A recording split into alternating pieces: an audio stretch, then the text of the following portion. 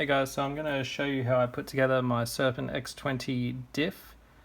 The objective is to get a nice smooth feeling diff that is nice and consistent. So first of all, what we're going to do is, after we open the packet, just inspect all your parts. Make sure that you don't have any flashings or mold marks. These ones I've done before and they look pretty good. The next thing I like to do is just pre-prep all the parts. So I've got some really fine wet and dry here. I usually get the gears and give them a light sand on the mold release side. Basically it just gets any little mold marks or blemishes off. The gears are really well manufactured with the Serpent, so it doesn't really take a great deal, but you just want to make sure they're all nice and smooth. I've done all the little bevel gears already. The next thing we do in our prep before we assemble is I like to just put some holes underneath where your screws go. This is just in case you get any oil in those holes. When you tighten up the screws, they don't hydraulic and give you a false sense of being tight. So we're going to start to assemble the diff now. You want to grab some light silicone oil, and we're going to put together this side real quick. I always like to put a drop of oil where the diff cups run. As you're putting together your diff, you want to ensure that everything moves freely and smoothly. If anything's tight or binding, you want to address that problem, and you want to make sure everything's nice and lubed while you put it together. So we've got our seal here. You want to make sure it's nice and lubed up with the silicone oil. You can use grease, I prefer oil. Make sure that's nice and down. And like I said, as you go through, just make sure everything's running nice and smooth and free. You don't want any unnecessary drag there. So I've got our washer that goes down. With the Serpent, we've got a little slot here to make the pin assembly a bit easier. Can be a bit fiddly. See how we go. No problem. This is the part where I like to just make sure there's a bit of free play. So you want to be able to move the out drive in and out just a smidge. You don't want too much, but you don't want it to be bound, and you want it to be nice and smooth. Another little trick is just to put a drop of oil underneath the gear. It just holds that gear on during assembly.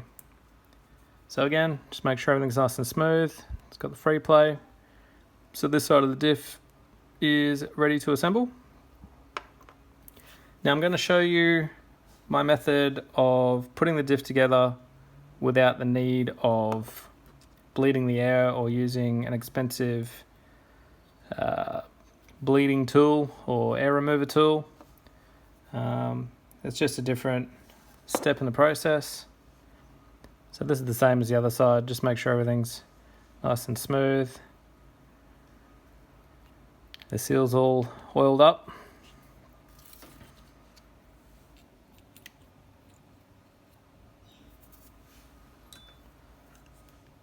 And we'll get our pin in there. No problem. Okay, so just leave the gear out for the moment. And we're going to grab our scales. We're going to set our diff on the scales, but we're also going to include our gear as well. Turn your scale on, it should tear up 0. And then for our diff, I'm going to fill it up with some Aramax 8000, and we go 1.4 grams. Now what we're going to do is fill the diff up on the scale so we can see how much goes in, but we're only going to put a drop in for the moment just to cover the bottom of the diff. And basically what we're doing here is we're just covering the bottom with oil, so when we put our gear on, there's actually no air underneath it. This will eliminate the need to use your air remover or let the diff sit overnight. So if you're doing a diff build at the track, nice and easy. So you just wait for those little bubbles to pop. You can pop them with your screwdriver, but just ensure that oil spreads out around the bottom. And then from there we can actually install our gear. This will get a little bit messy, but that's alright. And just push it down Squeeze the oil out to the side. All right. So we've got 0.3 in there at the moment. We'll just fill that up until we get 1.4. These scales I just got from eBay. I think they're about $10. They do the job pretty good.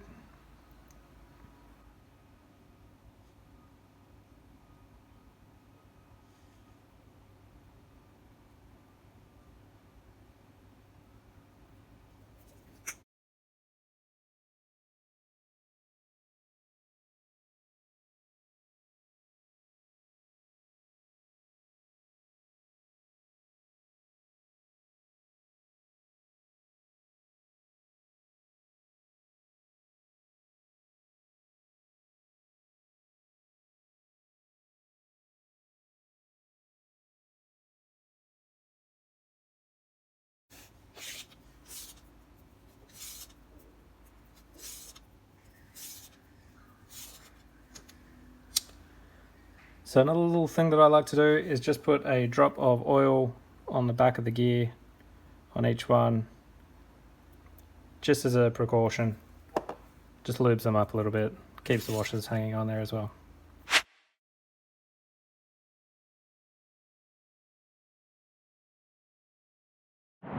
On the back of the gear on each one, just as a precaution. Just lubes them up a little bit, keeps the washers hanging on there as well.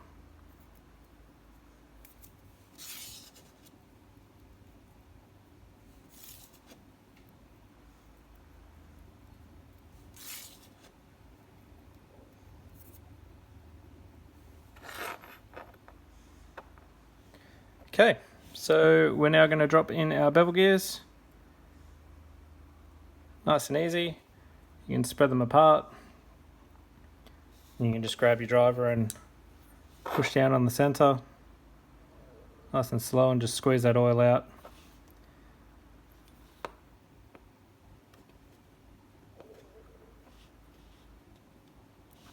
Alright, so from here you can see that we do have oil on the top of the shaft. You can spread it out a little bit if you want. It's not overly necessary because we definitely do have oil in there already. But so you can see the oil just above the cross pin. Fill that up until we get 1.4. 1.4 grams. So then it's just a matter of getting our O-ring on. Best thing to do with this one is try not to roll it on. So sit it over the top, and then you can hold it down. It can be a little bit fiddly. And then sort of just pull it over and let it flick on. That way it'll stop it from rolling over the top. And then simply putting our top on, line the screws up. Our other diff gear should stay there because we put a bit of oil underneath to make sure they're aligned. Now, as you can see, then we're going to get our 1.5 Aramex driver. We've made sure that there's no air underneath that gear. And when we install our bevel gears here, there's obviously not going to be any air there as well because so I haven't completely tightened the screws up. I just wanted to point out that it's always a good idea to tighten them up evenly and go diagonally across. So just tighten them down diagonal, like half a turn each, until you get them nipped up. You don't want to obviously thread the plastic, but definitely needs to be nice and tight. Just take your time doing it.